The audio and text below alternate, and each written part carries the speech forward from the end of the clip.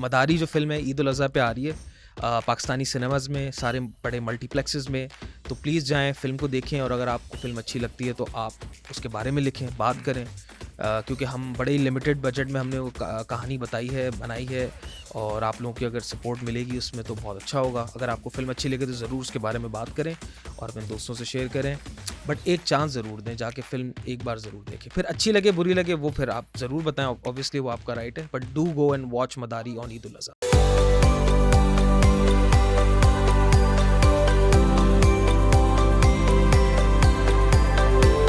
अस्सलाम वालेकुम नाज़रीन, मैं हूं आपका मेज़बान सैयद औन अब्बास और आप देख रहे हैं पॉडकास्ट बाय ओटीएस। नाज़रीन, दुनिया में लोग बहुत बड़े-बड़े काम करते हैं लेकिन अपने वक्त पर। लेकिन आज हमारे मेहमान एक ऐसी शख्सियत हैं जिन्होंने एक बहुत बड़ा काम कर दिया है लेकिन अपने वक्त से बहुत पहले। अस्सलाम वालेकुम, हमारे मेहमान हैं जनाब सिराज साहब। कैसे हैं आप? वालेकुम अस्सलाम, मैं ठीक-ठाक, आप सिराज बताएँ? साहब, आपने जो एक बहुत बड़ा काम कर दिया है जिसका नतीजा इंशाअल्लाह जो है वो ईद उल अज़हा पर आएगा। ये आपने एक फ़िल्म बनाई है मदारी। क्या कॉन्सेप्ट था? क्या सोच के आपने ये फ़िल्म बनाई? जैसे आपने कहा बड़ा काम कर दिया तो बड़ा तो मुझे नहीं पता लेकिन मुश्किल काम बहुत था बिकॉज़ हमें तकरीबन साढ़े 3 से 4 साल होने वाले हैं इस प्रोजेक्ट को कंप्लीशन तक पहुँचाने में। 2019 में इसकी कॉन्सेप्ट सोची, कहानी लिखी, स्क्रिप्टिंग करी और फिर शूटिंग, फाइनेंसेस और सारे जो प्रोडक्शन में मसले होते हैं जब आप एक इंडिपेंडेंट फ़िल्म बनाते हो वो सब हमने फ़ेस किए और सीखा भी। बहुत सी ऐसी भी चीज़ें जो हमें पता भी नहीं थी कि अगर आपको एक फ़िल्म बनानी है तो क्या-क्या टफ़ प्रोसेसेस हुँ, हैं हुँ। जिनसे आपने गुज़रना होता है। तो फाइनली वो जर्नी जो थी वो बहुत लंबी हुई बट मेरे ख़्याल में वो वर्थ इट थी और अब जब हम उसको बड़े पर्दे पे देखने वाले तो आई फ़ील कि it was worth going through all this hardship. सही है। अच्छा, कहना तो वैसे बहुत आसान होता है कि भाई फ़िल्म बना ली या कोई ड्रामा बना लिया, और हकीकी ज़िंदगी में जो हम देखें कि अगर किसी को कहा जाए कि भाई आपको 2 मिनट का जो है कोई एक हुँ, आपको स्क्रिप्ट लिखना है या आपको कोई ड्रामा बनाना है हुँ, आधे घंटे का, 1 घंटे का, तो लोगों की जान निकल जाती है। तो पूरी फ़िल्म बनाना, सोचना, हुँ। इसकी थीम क्या थी? आपने क्या सोच के ये फ़िल्म लिखी? ये इस बारे में बताइए आप। मदारी जो है अगर आपने ट्रेलर तो आपने देखा ही है जी, जी। यकीनन, तो उसमें it's a crime drama thriller तो और है भी कराची की बड़ी हार्डकोर कराची की कहानी है। हुँ, विजुअल से भी आपको कराची के हालात और सिचुएशंस और पॉलिटिकल टर्मोइल जो चल रही है वो आपको फ़ील हो रही होगी कहीं न कहीं। हुँ, हुँ। और मैं दिखाना भी चाहता था कि कराची जो है वो in its purest form, grittiest form जो है, रियल फॉर्म दिखे बड़ी स्क्रीन पे। फ़िल्म का जो अगर कॉन्सेप्ट है वो मदारी नाम जो है वो एक जी, मेटाफर है। हम जो हमारी थीमेटिक आर्गुमेंट है या जो हम बात कहना चाह रहे हैं वो ये कहना चाह रहे हैं कि एक आम आदमी के लिए बदला क्या होता है। जो सही हमारा है। मेन लीड प्रोटैगनिस्ट है कहानी के अंदर वो इंसाफ की तलाश में है और स्टोरी में वो एक्सप्लोर कर रहा है और हम देख रहे हैं कि what is basically democracy in an under developed country कि जहाँ पे गरीब आदमी जो कि रोज़मर्रा की टेंशनों में फंसा हुआ है, बिजली, गैस, पानी, नौकरी, उसके लिए इंसाफ हासिल करना पॉसिबल है भी या नहीं है। तो कहानी जो है वो ये एक्सप्लोर कर रही है और जब आप स्टोरी देखेंगे, फ़िल्म देखेंगे तो आपको और चीज़ें पता चलेंगी। अच्छा, इस जो फ़िल्म है इसके राइटर भी आप खुद हैं, आपके साथ एक को-राइटर थे। जी। तो आपने इस पे काम 2019 पे ही 2019 में शुरू किया या उससे पहले से आप लिख रहे थे? और इसके अलावा आपने किन-किन फ़िल्मों में काम किया है एज़ अ डायरेक्टर या एज़ अ राइटर? ठीक है। ये प्रोसेस 2018-19 से आइडिया जो था कंसेप्शन वो तो थी। उसके बाद 2019 में ही हमने इसको लिख के हमने प्लान किया कि हम इसको कंप्लीशन की तरफ लेके जाते हैं, हम करते हैं इसको। अब क्योंकि वो एक रिवायती कहानी नहीं है, अगर आप देखें तो उसमें कोई नोन चेहरा नहीं है, कमर्शियल कोई इस तरह स्टार नहीं है, उस तरह का आइटम सॉन्ग नहीं है। तो उस लिहाज से तो ये रिवायती फ़िल्म नहीं थी और हमें हुँ, यही लोगों से सुनने को मिल रहा था कि इसमें या तो ये चेंज कर दो, वो चेंज कर दो।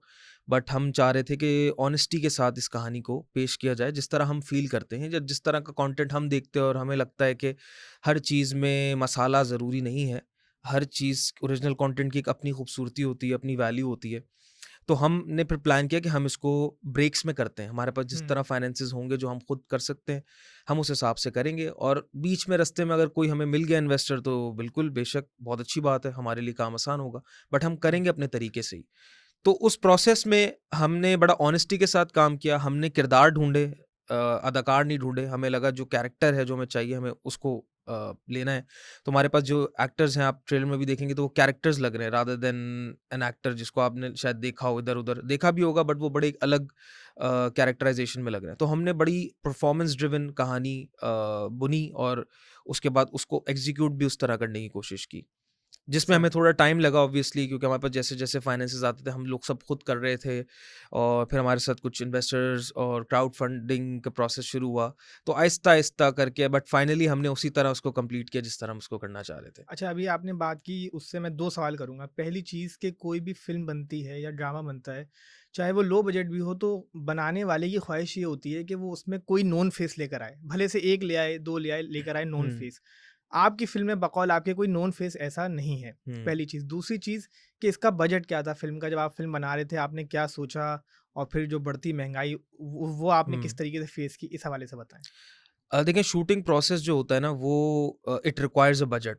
मतलब छोटे से छोटी भी शूट होगी ना तो पैसा तो लगेगा। ऐसे ही? जितना वक़्त गुज़र रहा है, कॉस्ट लग रही है। अभी पॉडकास्ट में भी खर्चा हो रहा है, भाई बिजली का बिल भी आएगा, ठीक है? इक्विपमेंट का रेंट होता है, हर चीज़ होती है, हर लोग हैं, खाना खिलाना है।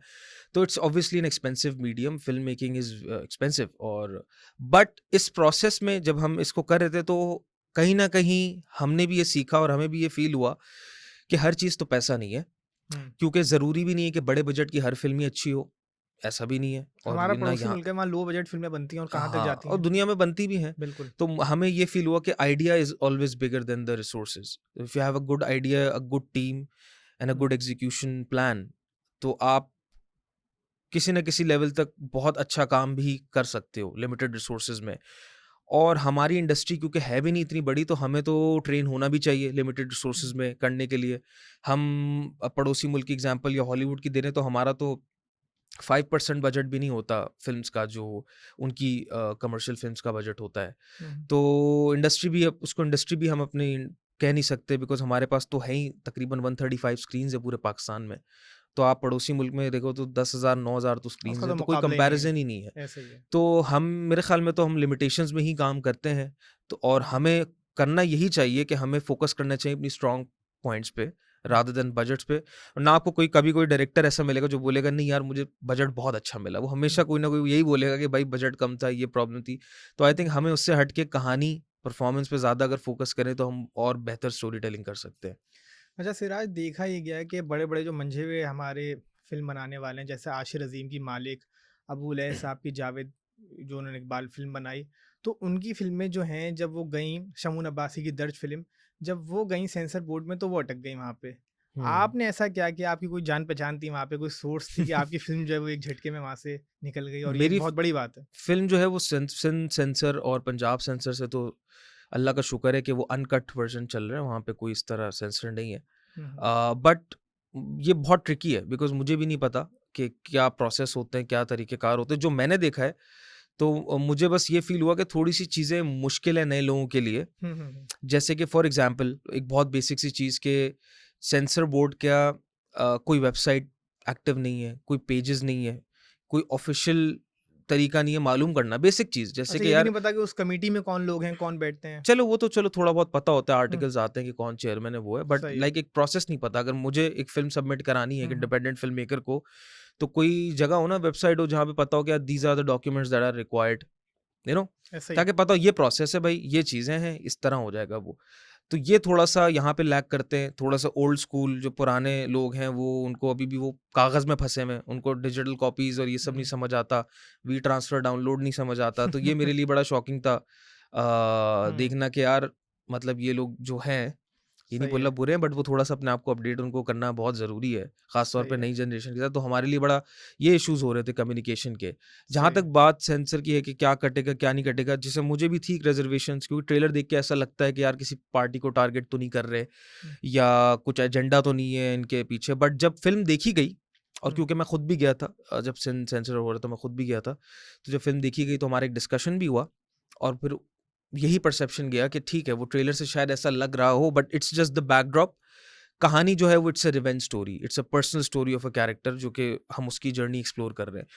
तो ज़ाहिर है वो चीज़ उनको नहीं मिली कुछ ऐसी जो उनको शायद ऑफेंड करे या कोई ऐसी चीज़ हो जो किसी सर्टेन एंटिटी को टारगेट कर रही हो। तो सही, अल्हम्दुलिल्लाह वो वहाँ से क्लियर हो गई विदाउट एनी कट्स। ठीक। अच्छा, कहा जाता है कराची जो एक शहर है, जो एक रोशनियों का शहर था, अब जो है वो एक मसाइल का शहर है। यहाँ पे जो है वो मसाइल का गढ़ समझा जाता है कि टूटी रोड, बिजली की कमी, पानी की कमी, टैंकर माफिया, हुँ, लैंड माफिया और बहुत सारे मसाइल हैं। और उसके अलावा फिर यहाँ की सियासी पार्टियाँ, ये तमाम चीज़ें देखते हुए आपने फ़िल्म बनाई, बहुत कुछ आपके ज़हन में होगा, उसमें क्या है वो तो जब लोग देखेंगे तब पता चलेगा। हुँ। शूटिंग के दौरान आपको क्या-क्या मुश्किलात आईं, किन मुश्किलात का आपको सामना करना पड़ा? ये जो चीज़ें हैं ना, ये सटल-सटल है। हुँ, सटल-सटल हमने कमेंट्री की है बहुत सी ऐसी चीज़ों पे जो कराची के मसले हैं, अच्छा। जिससे हर बंदा कैरेक्टर जो है जूझ रहा है, बट उसको हमने थोड़ा ह्यूमरस वे में या लाइट वे में रखा है कि वो शायद ऐसा हो कि फ़िल्म कोई बंदा दूसरी बार देखे तो उसको समझ आए, अच्छा वो ये ये कह रहा था। इंटेंशन थी इस लाइन के पीछे, ये सब टेक्स्ट था उसका। मुश्किलात जहाँ हैं क्योंकि हमने बहुत ही उसको गुरिल्ला स्टाइल शूट किया है और हमें रियल कराची जो ग्रिटी कराची है हमें वो दिखाना, तो हमने कुछ ऐसी लोकेशंस थी जो इससे पहले तो नहीं पिक्चराइज़ हुई हैं वहाँ पे। कुछ ऐसी लोकेशन रेकी करी, बड़ी एक्सटेंसिव लोकेशंस हमने निकाली जहाँ पे इतना क्राउड होता था और वहाँ पे क्योंकि फ़िल्म शूट नहीं होती, कुछ तो हुँ, कराची के इलाके जो कि बड़ा यूज़्ड टू हो गए कि हाँ यार यहाँ पे शूट्स होती हैं। बिल्कुल। बट हम जहाँ शूट कर रहे थे लियारी के कुछ इलाके थे, डोली खाता इलाका एक है, जमशेद रोड में हमने कुछ जगहों पे शूट किया है, कुछ सदर के इलाके। तो होता ये था कि जो वहाँ की क्राउड था और बच्चे ख़ास तौर पे उन्होंने बहुत तंग किया। हुँ, और ऐसा होता था कि रात के 2 ढाई बजे, 3 बज रहे हैं लेकिन पूरा मोहल्ला जो है वो कैमरे के पीछे, एक्टर्स के पीछे इधर-उधर निकला है और हमारे एडीज़ जो होते थे वो हुँ, सबको पकड़ के पीछे रोक रहे होते थे, भाई रुक जा एक शॉट होने दे, और वो जो है ना तंग भी कर रहे होते थे लेकिन मज़ा सही भी आ बात रहा है। होता था। बड़ी अच्छी एनर्जी होती थी। और जैसे ही मैं कट बोलता था ना फ़ौरन से तालियाँ बजती थी हर शॉट पे और फिर यानी कुछ आवाम लाइव फ़िल्म देख रही लाइव थी। देख रही होती थी ना, वो समझ भी रहे हैं, पूछ भी रहे हैं कि क्या हो रहा है, अभी कौन सा सीन। और जहाँ पे हमने ज़्यादा दिन शूट किया वहाँ तो उनको सब कैरेक्टर्स के नाम भी याद हो गए, तो आके कुछ बच्चे तो खुद ऑडिशन दे रहे थे। हुँ, तो बड़ा मज़े का रहा, तंग भी बहुत कर रहे थे। जैसे हमने अगर कहीं कुछ आर्ट डायरेक्शन वगैरह किए तो वहाँ से शॉट लेके वापस आए तो पता चला भाई वो सारी चीज़ें बच्चों ने हुँ, तोड़-फोड़ करके चले गए। बट ये था कि बड़ा मज़ेदार एक्सपीरियंस था और हुँ, मुश्किलात भी आई, बट ये था कि crowd was very supportive as well. ऐसा नहीं था सही, कि वो कुछ प्रॉब्लम्स हमारे लिए कर रहे हों। तो ठीक है। ओवरऑल बड़ा मज़े का एक्सपीरियंस रहा। टफ था बट अच्छा रहा। अच्छा, इस फ़िल्म ये हमने बात की मदारी जो आपकी फ़िल्म आ रही है इंशाल्लाह ईद उल अज़हा पे। 2019 से आपका सफ़र शुरू हुआ और अभी 2023 में ये फ़िल्म रिलीज़ हो रही है। इससे पहले जो है वो आपने किन फ़िल्मों के लिए काम किया? राइटर के तौर पे, डायरेक्टर के तौर पर और अपनी एजुकेशन के हवाले से भी कुछ बताएँ? मैं आप पढ़ाते भी हैं माशाल्लाह, इस हवाले से भी कुछ बताइएगा। मैं ग्रेजुएट तो ज़ाबिस से हुआ था 2014 में। 2014 में एक मेरी शॉर्ट डॉक्यूमेंट्री थी masters of the sky which went into Cannes film festival, और वो मेरे लिए एक बड़ा इंटरेस्टिंग सा मंज़र था कि यार एक छोटी-सी फ़िल्म मैंने बनाई है जिसमें मेरा हार्डली ₹5000 का खर्चा हुआ है और वो कान फिल्म फेस्टिवल में चली गई है। क्या बात है! और वहाँ से फिर मुझे स्पॉन्सरशिप मिली from Zabist and Alliance Française, और मैं और मेरे crew member we went to Cannes and we attended the festival for 10 days, जो कि हमारे लिए बड़ा एक शॉकिंग था कि यार उस टाइम पे 2014 में हम स्टूडेंट हैं और हम इतने बड़े फेस्टिवल में चले गए। वो बड़ा एक्सपोज़र भी था हमारे लिए और जहाँ अ, पर आपने दुनिया को बताया कि पाकिस्तान भी एक मुल्क है। हाँ, क्योंकि वहाँ पे हमें बड़ा शॉक भी लगा कि 2014 है और पाकिस्तान का किसी को पता ही नहीं है। हम जहाँ लोग जिनसे मिल रहे हैं foreigners, specially the people, French people, उनको यही नहीं पता पाकिस्तान एक मुल्क है। तो वो इतने पॉलिटिकली अनअवेयर थे, हमें ये भी हो रहा था और दूसरा हमें ये भी दुःख हो रहा था कि कान की फ़िल्म मार्केट में दुनिया जहान की फ़िल्म मार्केट लगी है। हर मुल्क रिप्रेज़ेंट कर रहा है अपना सिनेमा और हुँ, पाकिस्तान का नामो-निशान नहीं है। Hmm, which was very sad to see. और ये भी बड़ा एक शॉकिंग एलिमेंट था और अफ़सोस भी था कि यार किसी को बताना पड़ रहा है कि यार it's next to India, India, and जब वो इंडिया का नाम सुनते तो वो बोलते थे बॉलीवुड, मसाला फ़िल्म।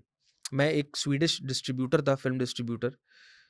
वो रास्ता भूल गया था और मेरे होटल में ही रहता था, तो जब उसने मुझे एड्रेस दिखाया तो मैं उसको ले गया।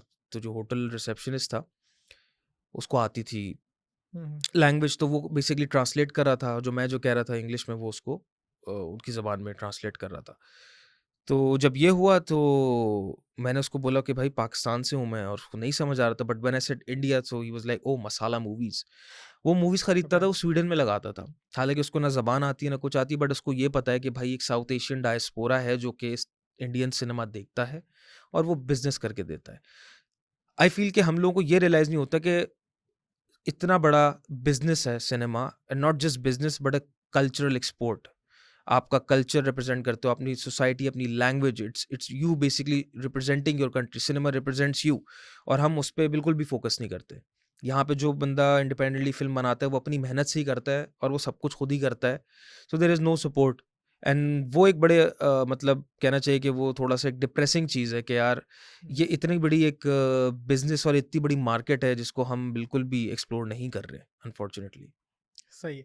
अच्छा, एक सवाल ये है कि फ़िल्म मेकिंग का शोबा अगर आपको पाकिस्तान में मायूस करता है, आपसे मुराद वो तमाम यंगस्टर्स जो इस शोबे में हैं या पढ़ रहे हैं, तो उनके लिए प्लान बी क्या होना चाहिए फिर आपके ख़्याल में? यार हाँ, बिल्कुल सही बात है बिकॉज़ मैं खुद भी पढ़ाता हूँ। इतनी यूनिवर्सिटीज़ में 40 बच्चा तो मेरी क्लास में अगर बैठा है और इतने सारे अब यूनिवर्सिटीज़ में मीडिया के डिपार्टमेंट्स हैं, कोर्सेज़ हैं, हर जगह भी अगर आप एवरेज लगाओ सिर्फ़ कराची में ही, तो मुझे तो लगता है कि पास आउट जो होते हैं वो हर साल 2000 तो होते ही होंगे, 2000 1500 बच्चे। बट वो जाते कहाँ हैं, ये एक बड़ा सवाल है बिकॉज़ हुँ, होता ये है कि हमारे यहाँ क्योंकि इतनी बड़ी इंडस्ट्री नहीं है और ना यूनिवर्सिटी के फेज़ में एकेडमिक्स में हमें बताया जाता है कि जो पढ़ रहे हो, हुँ, वो उतना अप्लाई होना नहीं है ऐसा ही है। प्रैक्टिकल फील्ड में। और वो एक बड़ा गैप क्रिएट कर देता है। स्टूडेंट जो होता है वो परेशान हो जाता है कि यार, ये तो मुझे समझ ही नहीं आ रहा, how would I fit in in this industry और इन दिस प्रोफेशनल फील्ड। बहुत सारे स्विच कर जाते हैं, उनको बीच में रियलाइज़ होता है कि यार जर्नलिज्म में चले आते हैं, ये मेरी कॉलिंग है, ये मेरा इंटरेस्ट है, या एडवर्टाइजिंग में चले जाते हैं। बहुत सारे छोड़ भी देते हैं। बहुत सारे ऐसे भी हुँ। होते हैं जो आए हुए होते हैं, उनको लगता है मीडिया आसान होता है, उसके बाद जब वो पढ़ते हैं तो पता चलता है, अरे यार, ये तो किताबें पढ़ा रहे हैं, ये तो ये काम करवा रहे हैं, फवाद ये तो चौधरी साहब बड़ी ने तो यहाँ तक कहा था कि बंद करो ये मीडिया की यूनिवर्सिटीज़ जो है ना, क्योंकि इनकी खपत नहीं है। अच्छा, पता नहीं कहा होगा, लेकिन ये है कि यार, असल में हमें थोड़ा-सा लोगों को एजुकेट स्टूडेंट लेवल पे भी एज़ टीचर्स हमें थोड़ा-सा उनको मेंटोरशिप उनकी करनी चाहिए हुँ, कि ठीक है, पढ़ना अलग है। ये नहीं है कि जब आप पढ़ रहे हो स्कॉर्सेसी सिनेमा देख रहे हो, आप उनका वो पढ़ रहे हो, आप गोडार्ड को पढ़ रहे हो, आप फ्रेंच न्यू वेव पढ़ रहे हो, इटालियन न्यू रियलिज़्म पढ़ रहे हो, फिर एंड में आके आपने अगर सास-बहू के ड्रामे बनाने जी। हैं, तो फिर ये एक बड़ा शॉकिंग एक होगा एक स्टूडेंट के लिए कि यार, ये तो हम पढ़ के निकले हैं और अब हमें क्या इस तरह का काम करना है? हुँ, और हमारे पास उस तरह की है ही नहीं रिसोर्सेज़ कि हम उनको नरिश कर सकें उस टैलेंट को। तो जो फिर स्टूडेंट करता है, जो बड़ा ही कोई खपती पैशनेट होगा, वो ही फिर लगा रहेगा। वरना बाकी लोग जो होते हैं, फिर वो अलग सॉल्यूशंस और अलग राउट्स देख रहे होते हैं अपने करियर के लिए। बट अगर देखा जाए तो ओवरऑल भी दुनिया में फ़िल्म मेकर्स ना कम ही निकलते हैं। अगर आप देखें तो फ़िल्म स्कूल्स में ज़्यादातर ऐसा नहीं है कि हर बंदा ही बड़ा अच्छा कोई डायरेक्टर ही निकलेगा। वो चंद एक होते हैं। वो कुछ होंगे, कुछ जो होते हैं वो टेक्निकल साइड पे आते हैं। There there there could be someone जो बोलेगा, नहीं यार, मैं तो एडिटर से ज़्यादा अच्छा हूँ, I should be an editor या आर्ट डायरेक्टर। ऐसा भी बहुत होता है। तो वो जो स्टूडेंट फेज़ होता है, आई थिंक वो बच्चे के लिए उस वक़्त अच्छा है जब वो अपने आप को एक्सप्लोर करे कि यार, मैं किस चीज़ में अच्छा हूँ और मैं क्या परस्यू कर सकता हूँ। और अगर उसको कोई अच्छा मेंटर या टीचर मिल जाए जो उसको सही से गाइड कर सके, तो उसके लिए चीज़ें थोड़ी आसान हो जाएँगी। बट उसके अलावा तो बहुत मुश्किल है, क्योंकि फिर आपकी वापस से एक तरीके से अनलर्निंग होती है जब आप अपनी प्रोफेशनल फील्ड में जाते हो। फिर आपको समझ हुँ, आता है कि भाई, पॉलिटिक्स भी एक अलग चीज़ है, कहाँ बोलना है, कहाँ नहीं बोलना है, हायरार्की भी एक चीज़ होती है, और जो अब क्लाइंट को चाहिए बस वही चाहिए, चाहे वो सही हो, गलत हो, जैसा-तैसा हो। अगर आपको भाई सैलरी कमानी है और तो काम आपको वो करना है, करना तो फिर पड़ेगा। आपको वो करना तो पड़ेगा। दुनिया के जो बड़े फ़िल्म मेकर्स हैं, उनमें आप किसको आइडियलाइज़ करते हैं? आपको कौन पसंद है? मैंने बहुत किस्म का सिनेमा देखा है, बहुत सारे मेरी इंस्पिरेशन है, या मैं उनका सिनेमा बड़ा फ़ॉलो करता हूँ। Martin Scorsese, Anurag Kashyap, दीपाकर Banerjee, Vishal Bhardwaj, David Fincher, मतलब बहुत सारे हैं। बहुत सारे। स्पेसिफिकली अभी जैसे मैंने एक डायरेक्टर है राइफ कूपर, बड़ा इंडिपेंडेंटली वो फ़िल्म बनाता है, बहुत अच्छी फ़िल्म्स बनाता है। वो हुँ, एक नया डायरेक्टर है और एक्टर भी है, राइटर भी है। तो मैंने उसकी फ़िल्म्स अभी कुछ देखी थी, मुझे बड़ी ज़बरदस्त लगी, बहुत अच्छी लगी। इंडिपेंडेंट फ़िल्म मेकर्स को मैं बहुत फ़ॉलो करता हूँ। मार्क डगलस डगलस ब्रदर्स जो हैं, वो बहुत इंस्पायरिंग काम करते हैं। बहुत लो बजट में, मिनिमल क्रू में 10-12 लोगों का क्रू और फ़िल्म्स बना लेते हैं। बड़ी ज़बरदस्त कहानियाँ। फ़ोकस ही उनका जो होता है वो कंटेंट स्टोरी टेलिंग होती है। इरानियन सिनेमा आप देखें तो बिल्कुल। Fantastic film makers Abbas Kiarostami, Asghar फरहादी।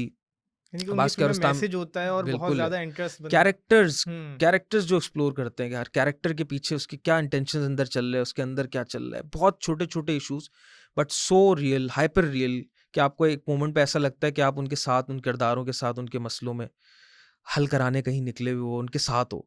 तो हुँ। वो एक मास्टर स्टोरी टेलिंग है, और आई फ़ील कि अगर हम वो सीख लें, उसपे थोड़ी मेहनत कर लें, तो हम कम रिसोर्स में बहुत कमाल काम कर सकते हैं। ये कहा जाता है कि एक अच्छा शायर या एक अच्छा शेर वो होता है कि जब इंसान उसको पढ़े तो वो उसमें खो जाए और इसमें फिर मीर अनीस की शायरी के हवाले से कहा जाता है। तो आपकी इस बात से मैंने यही अख़ज़ किया कि अच्छी फ़िल्म भी वही है या अच्छी स्टोरी भी वही है कि जब इंसान देख रहा हो तो वो खुद को उस जगह पे महसूस करे। ऐसा ही है? मुझे ऐसे ही लगता है। मुझे लगता है कि फ़िल्म का काम होना चाहिए आपको सोच में मुब्तला करना, सवालात उठाना, हुँ, जवाबात नहीं देना।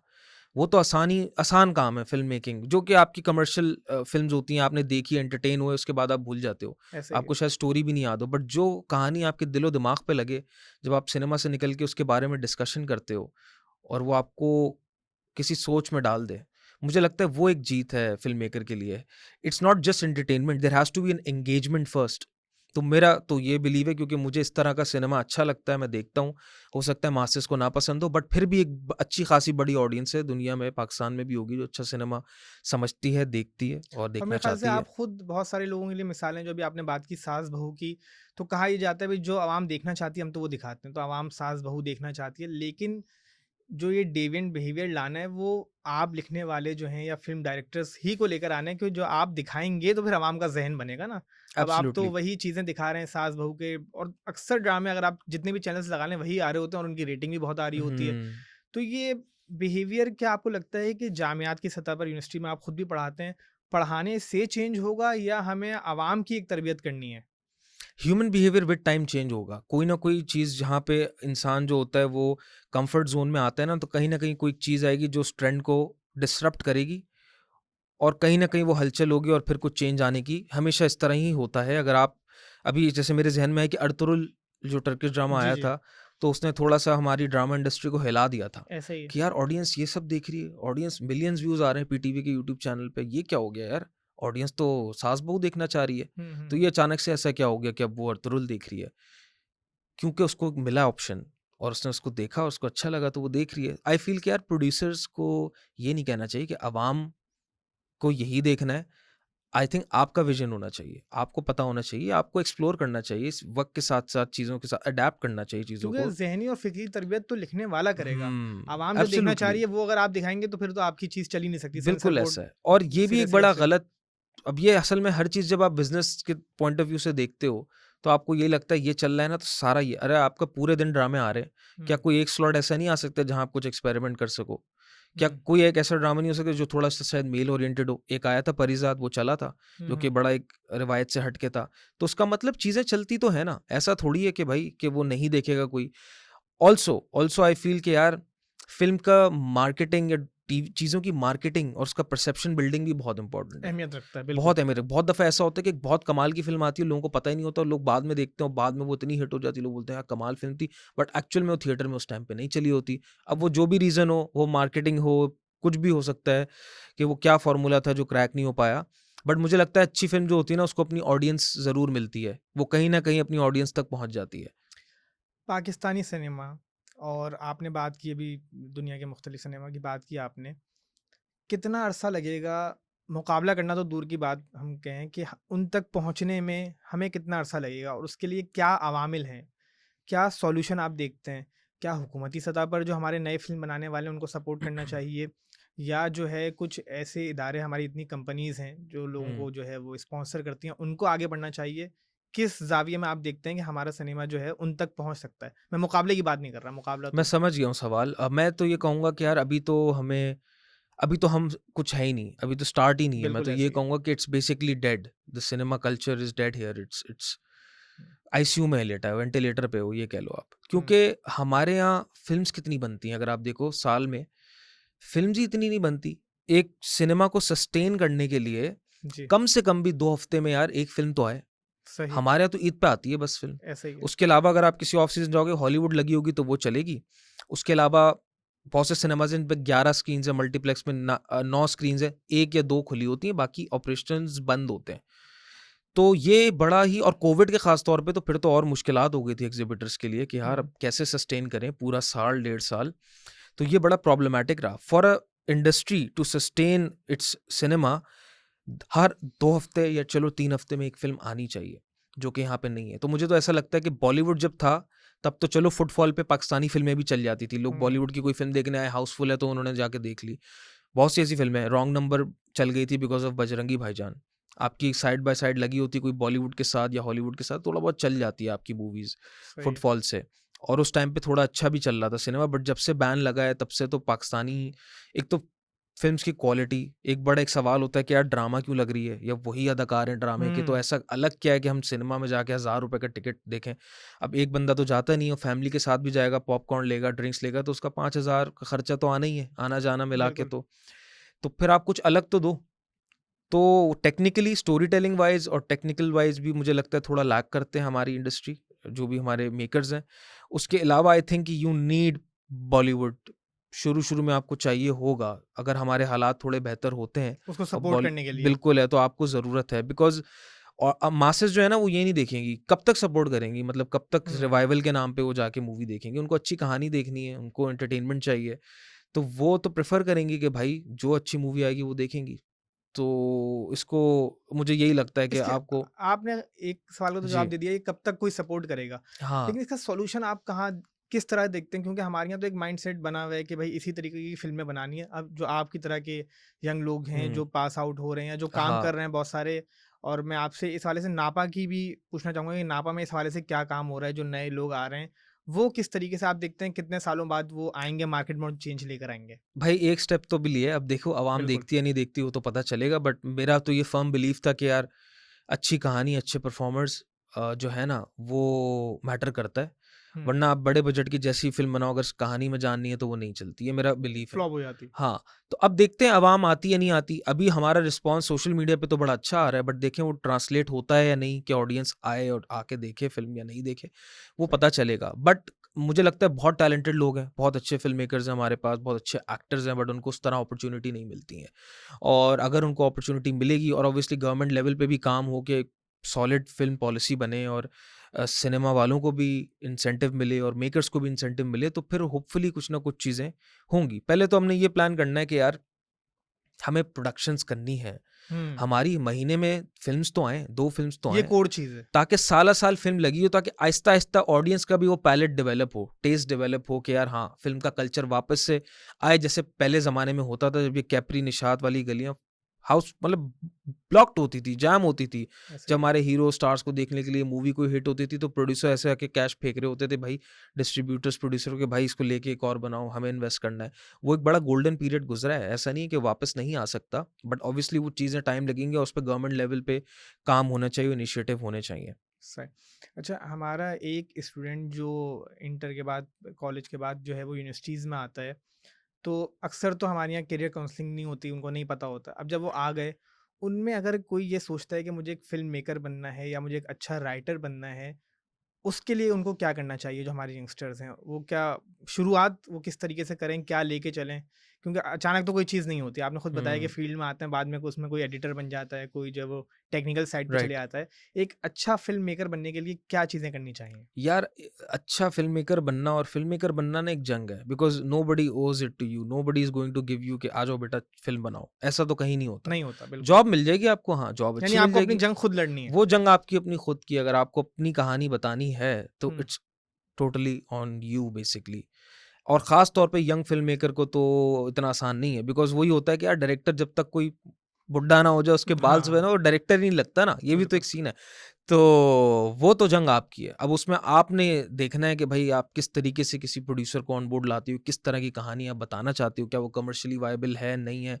बिकॉज़ हमें भी यही मसला हो रहा था कि मैं जब लोगों के पास जा रहा था, लोग कह रहे हैं यार इसमें लड़की नहीं है, इसमें आइटम सॉन्ग नहीं है। हाँ, मैं एक सवाल पूछने हाँ, वाला था कि इसमें कोई स्टार नहीं है, तो आइटम ये सॉन्ग नहीं है, ये तो सबसे ज़्यादा रिक्वायरमेंट होती है, तो इसके बगैर हाँ, कैसे आपने किया? यार मैं तो ये कह रहा था आइटम सॉन्ग अगर होता तो फिर तो सारी मूवीज़ ही हिट होती ना जिसमें बिल्कुल, आइटम सॉन्ग होता है यार। ऐसा ही है, ऐसा तो कोई रूल नहीं है ना। बिल्कुल। मुझे एक डिस्ट्रीब्यूटर ने कहा भी ना कि आइटम सॉन्ग डाल लो फिर हम देखते हैं। मैंने बोला ठीक है, आप मुझे लिख के दे दें कॉन्ट्रैक्ट में कि उसके बाद आप मेरी फ़िल्म डिस्ट्रीब्यूट करेंगे और ये हिट होगी। हुँ, तो फिर लिखा ये नहीं। करो, नहीं ज़ाहिर-सी सही बात है बात ना, है। तो कोई फ़ॉर्मूला थोड़ी है यार, किसी ऐसा को ही है, थोड़ी पता कौन-सी बिल्कुल, फ़िल्म हिट है, नहीं होगी। सही इंडिया में बात, कितनी फ़िल्में बनती हैं, पिछले साल बिल्कुल, कौन-सी हिट हुई है? बिल्कुल। 1 या 2 हिट हुई हैं यार, जिन्होंने मतलब एक्स्ट्राऑर्डिनरी करा है। ये हमारे यहाँ भी देखें तो मौला जट एक एक्सेप्शनल ब्लॉकबस्टर थी, उसके अलावा कहाँ है? तो ये तो एक once in a blue moon वाली चीज़ होती है। There is no formula, nobody knows भाई कि क्या चीज़ हिट है, कोई नहीं बता सकता। Not even an exhibitor, not even a distributor, not even me. मुझे भी नहीं पता भाई कि कल क्या होगा, ऑडियंस किस तरह किस पे रिस्पॉन्ड करेगी। तो ये बड़ा एक मैजिकल प्रोसेस है मेरे हिसाब से। आप कोशिश कर सकते हो, आप अब ज़ाहिर है हर फ़िल्म मेकर यही समझता है, उसको समझना भी चाहिए कि वो सबसे बेहतरीन फ़िल्म बना रहा है। हुँ, तो हुँ, हमारी तो कोशिश ही होती है, बाकी फिर ऑब्वियसली पता चलता है फिर क्या होता है। सही बात है, ये तो देखने वालों पे डिपेंड करता है। ऐसे ही है। अच्छा सिराज साहब, इस बारे में बताइएगा कि आपने जो है इसके अलावा किन किन फिल्मों में काम किया है एज अ डायरेक्टर या राइटर के तौर पे, और आपका जो करियर है वो आपने ये फिल्म तो 2019 में बनाना शुरू किया और अभी 2023 में कंप्लीट हुई है, इससे पहले आपने क्या क्या किया, इसके बारे में ज़रा तफसीली तौर पर बताएं। अच्छा, मैंने एक फ़िल्म जो इससे पहले मेरा फ़िल्म एक्सपीरियंस था वो था होमन जहाँ आसिम रज़ा की फ़िल्म थी। I was the second assistant director. वो मेरा पहला फ़िल्म एक्सपीरियंस था। उसके बाद एक और फ़िल्म है जो अभी ईद उल अज़हा पे आ रही है, सायरा शहरूज़ की, बेबीलिशियस नाम है, ईसा उमर की फ़िल्म है वो। उसके भी एक स्पेल में I was the first assistant director. और उसके बाद ये था कि फ़िल्म में थोड़े डिलेज़ हो गए, प्रोडक्शन के हो गए, तो फिर मैंने अपना मैंने माज़रत करी और फिर मैं अपनी फ़िल्म पे चला गया था। बट वो भी ईद पे आ रही है, तो I wish them all the best as well. और बाकी मैंने डॉक्यूमेंट्रीज़ वगैरह काफ़ी करी हैं, कमर्शियल्स में भी मैंने थोड़ा बहुत काम करा है मैंने। और अच्छा, मैंने आपकी तालीम भी मीडिया साइंसेस की है? जी, मैंने बैचलर्स तो फ़िल्म एंड टीवी का ही किया है। ठीक। बीच में मास्टर्स भी किया है, मैंने मास्टर्स करने गया था मैं रोम बिज़नेस स्कूल, मैंने वहाँ से masters in arts and culture management किया, 1 साल का वो प्रोग्राम था। मैंने शॉर्ट फ़िल्म्स बहुत करी हैं। मैंने तक़सीम, एक मंटो के अफ़साने पे एक शॉर्ट फ़िल्म की है, इट्स ऑन अच्छा। यूट्यूब, तक़सीम के नाम से। वो बड़ी डार्क और ग्रूसम सी है, देखिएगा आप। और वो यहाँ पे बड़े फेस्टिवल्स में जीती थी best short film, I think in 2015 के टाइम पे। बाकी भी मैंने बहुत इंटरेस्टिंग मज़े की शॉर्ट फिल्म्स की। एक सी प्राइम एक यूट्यूब चैनल है, सी प्राइम के लिए मैंने तकरीबन 6 फिल्म्स की हैं, जिसमें कराची कहानी की एक एंथोलॉजी सीरीज़ है। हम्म। एक मुजरिम है जो मैंने बुशरा अंसारी और अदनान शाह टीपू के साथ की थी, तो वो अवेलेबल है। तो मैंने और इस तरह नैरेटिव में काफ़ी काम किया है। ये तमाम यूट्यूब चैनल पे आपके ये सारी अवेलेबल हाँ है? शॉर्ट फिल्म्स हैं। किस कोई नाम से आपका यूट्यूब चैनल?